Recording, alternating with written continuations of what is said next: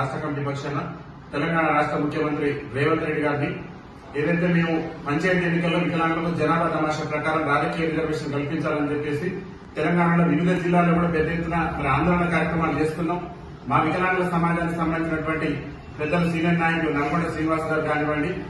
లోకల్లో ఉన్నటువంటి గుర్తుకొండ కిరణ్ గారు, అనేక మంది మా వికలాంగ సోదరులు మన లోకల్లో ఉన్నటువంటి మంత్రులను, అదేవిధంగా ఎమ్మెల్యేలను కలిసి, అదేవిధంగా పీసీసీ అధ్యక్షుడైనటువంటి మహేష్ కుమార్ గౌడ్ గారిని కూడా కలిసి వినతి పత్రాలు సమర్పించడం జరిగింది. ఇది పంచాయతీ ఎన్నికల్లో రాజస్థాన్, ఛత్తీస్గఢ్ తరహాలో మీరు రాజకీయ రిజర్వేషన్ కల్పిస్తారని చెప్పేసి కాంగ్రెస్ పార్టీ ఎన్నికల మేనిఫెస్టోలో, ఏఐసీసీ ఎన్నికల మేనిఫెస్టోలో పెట్టినటువంటి అంశాన్ని ఇంప్లిమెంటేషన్ చేయమని చెప్పేసి మా వికలాంగుల సోదరులు కలిశారు. మేము పెద్ద ఎత్తున దాని మీద అన్ని జిల్లాల్లో కూడా నిరసన కార్యక్రమాలు చేస్తున్నాం. ఒక పక్క రాష్ట్ర ఉప ముఖ్యమంత్రి బట్టి విక్రమార్క గారు మేము బీసీలకు 42% రిజర్వేషన్ కల్పించేటటువంటి అంశాన్ని పరిశీలిస్తున్నందుకు వారికి భారత వికలాంగుల ఫెడరేషన్ సమితి రాష్ట్ర కమిటీ పక్షాన ధన్యవాదాలు తెలియజేస్తూ, బీసీలతో పాటు ఈ సమాజంలో అట్టడి నుండి ఏళ్ల తరబడి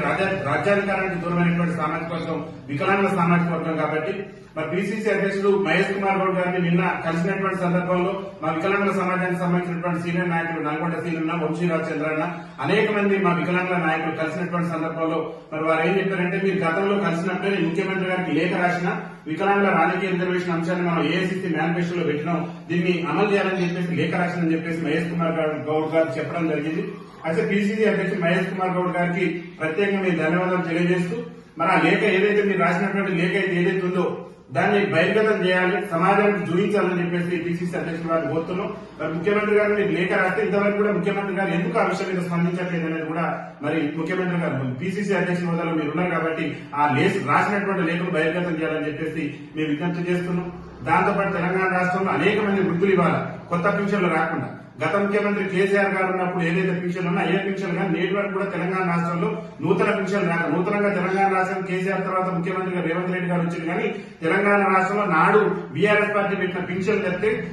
ఏదైతే రేవంత్ రెడ్డి గారు ముఖ్యమంత్రి అయిన తర్వాత నేటి వరకు కూడా ఒక్క కొత్త పింఛన్ కూడా మంజూరు చేయకపోవడం అనేది దురదృష్టకరం. అనేక మంది వృద్ధులు వయసు ఉండి కూడా, వాళ్ళ అర్హత ఉండి కూడా నేటి వరకు కూడా ఆన్లైన్ చేసుకునేటటువంటి పరిస్థితి కూడా, ఆన్లైన్ కూడా సైట్ ఇవ్వకుండా మరి ఇబ్బంది పెడుతుంది. కాబట్టి ప్రభుత్వానికి, రాష్ట్ర ముఖ్యమంత్రి గారికి మేమేం కోరుతున్నామంటే, వెంటనే ఈ వృద్ధులకు సంబంధించినటువంటి పింఛన్, భర్తలు కోల్పోయి వేదంతో ఉన్నటువంటి మా వితంతు అక్కల పింఛన్, అదేవిధంగా వైకల్యంతో యాక్సిడెంట్ ప్రమాదంలో వివిధ ప్రమాదాలలో వైకల్యం పొంది మరి వికలాంగుల సర్టిఫికేట్ పొంది పింఛన్ కోసం ఎదురు చూస్తున్నటువంటి మా వికలాంగుల సోదరులకు, మరి గీతా కార్మికులకు, ఇంకా బీడీ కార్మికులు అందరికీ కూడా నూతన పింఛన్లు రాష్ట్ర ముఖ్యమంత్రి రేవంత్ రెడ్డి గారు వెంటనే మంజూరు చేయాలని చెప్పేసి మేము భారత వికలాంగుల ఫెడరేషన్ సమితి రాష్ట్ర కమిటీ పక్షాన్ని మేము విజ్ఞప్తి చేస్తూ, మా రాజకీయ రిజర్వేషన్ కానీ కొత్త పింఛన్ల మీద కానీ ప్రభుత్వం కనుక నిర్ణయం తీసుకోకుంటే రేపు భవిష్యత్తులో కాంగ్రెస్ పార్టీని మరి కంచుకోవడానికి బద్దలు కొట్టే విధంగా మా యొక్క ఉద్యమ కార్యాచరణ ఉంటుంది. కాంగ్రెస్ పార్టీని కనుమరుగు చేయడమే లక్ష్యంగా మా యొక్క ఉద్యమ కార్యాచరణ ఉంటుంది. ఇచ్చిన హామీ ప్రకారం మా వృద్ధుల పింఛన్లు, వికలాంగుల పింఛన్లు, వితంతుల పింఛన్లు అన్నింటి కూడా మంజూరు చేస్తే ఖచ్చితంగా కాంగ్రెస్ పార్టీకి భవిష్యత్తులో అవకాశాలు కల్పిస్తాం కానీ లేకుంటే కాంగ్రెస్ పార్టీని